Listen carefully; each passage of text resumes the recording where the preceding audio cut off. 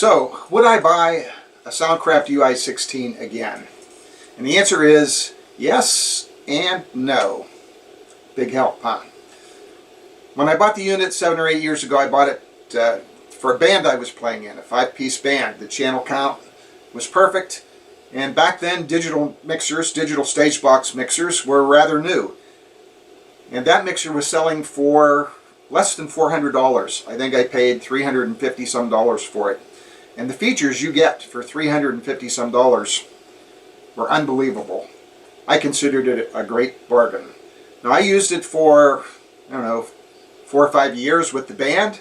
Once I had an external router, I had no trouble with it at all. It was rock solid. It sounded good. It was easy to use. And then when COVID hit, our band decided to throw in the towel and hide in home like the rest of the world. But other bands had heard our band, and I started getting calls to do sound for their band, to take my little PA system out. And that's where I found that the 12 channel count is a real limitation. You really can't do a 5-piece band if they want to do a complete drum set mic up with a 12-channel mixer. The 12-channel mixer just really limited the amount of jobs you could do. And I ended up with a Mackie DL32S, which gave me plenty of channels. So I guess if I were buying it for a band, if I had a small band, especially a 3 or 4-piece band, that mixer would be perfect for that. It's easy to use. The graphic interface is probably the most intuitive of what I've seen.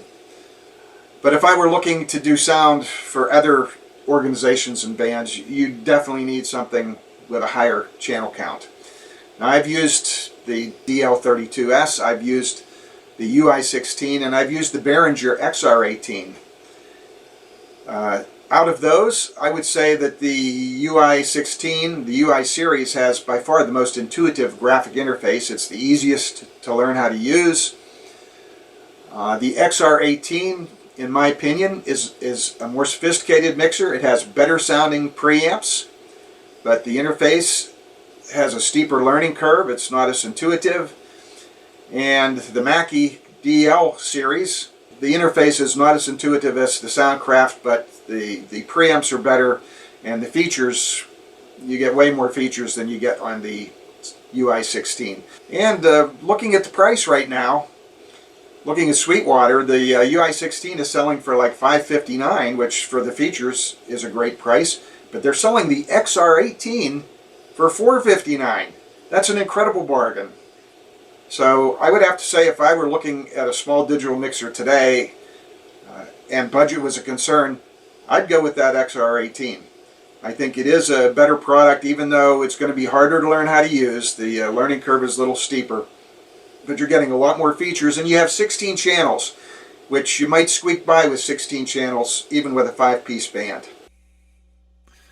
Okay, here is how we got a 5-piece band with the 12 channels of the UI16. Channel 1 was our lead singer Jason. Channel 2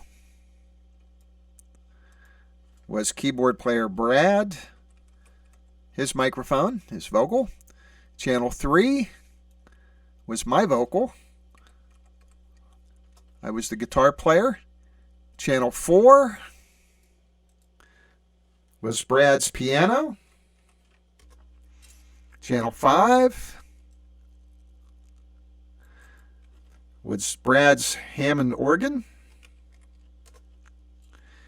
Channel 6 was my guitar. Channel 7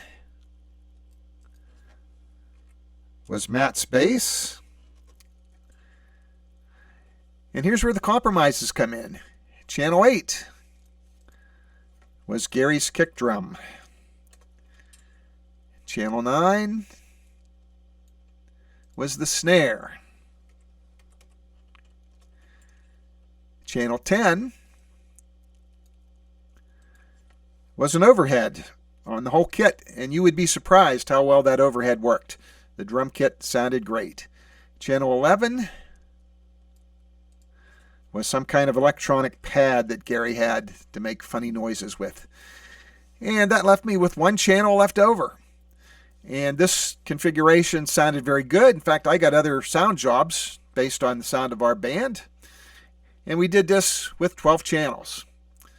So there you are. And thanks for watching.